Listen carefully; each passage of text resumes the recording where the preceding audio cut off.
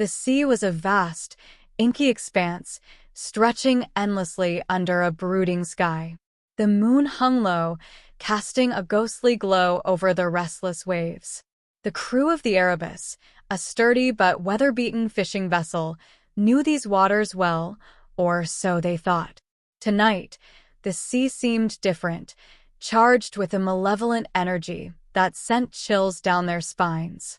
Captain Elias Harrow, a man hardened by decades of sailing, stood at the helm.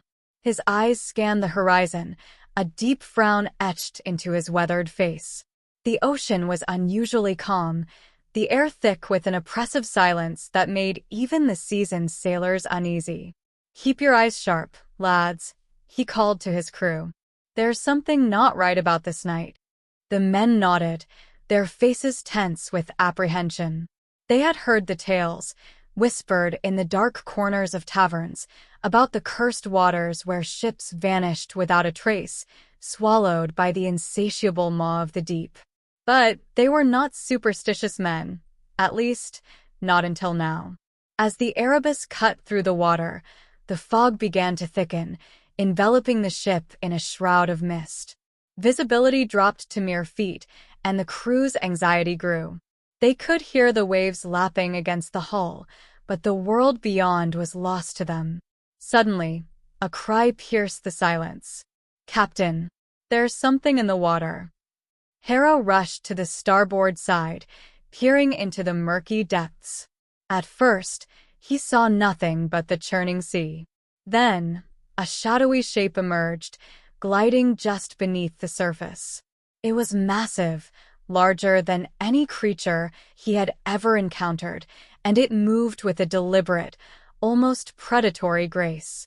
"Back away," he shouted, pulling the crewmen back. "Everyone, to your stations. Prepare for." His command was cut short as the ship lurched violently. The Erebus was struck from below, nearly capsizing. Men were thrown to the deck, the air filled with shouts of panic. The ship's timbers groaned under the strain, and Harrow knew they were in grave danger.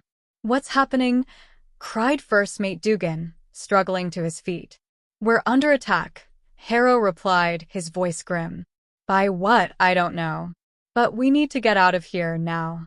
The crew scrambled to obey, but the unseen force struck again, this time with greater ferocity.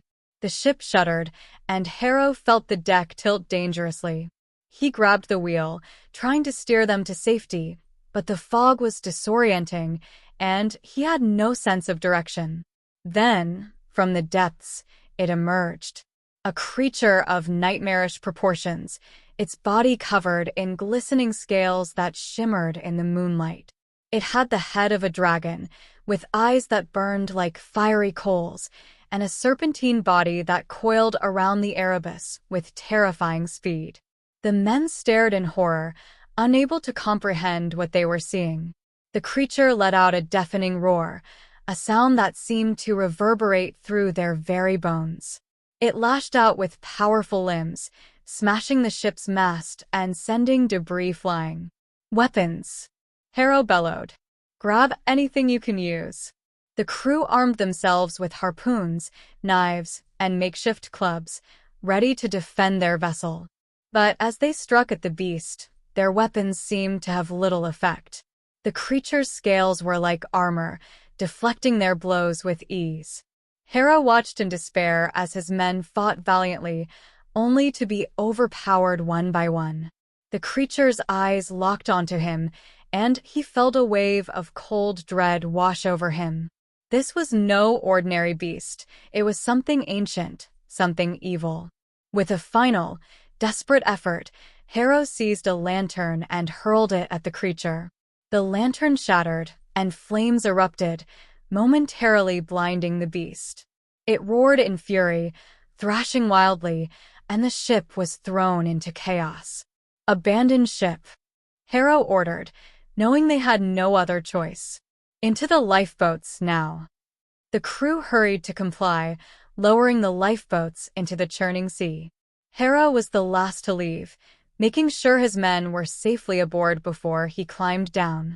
They rowed away from the Erebus as quickly as they could, watching as the creature continued its rampage. From a safe distance, they saw the Erebus being torn apart, the ship's timbers splintering under the relentless assault.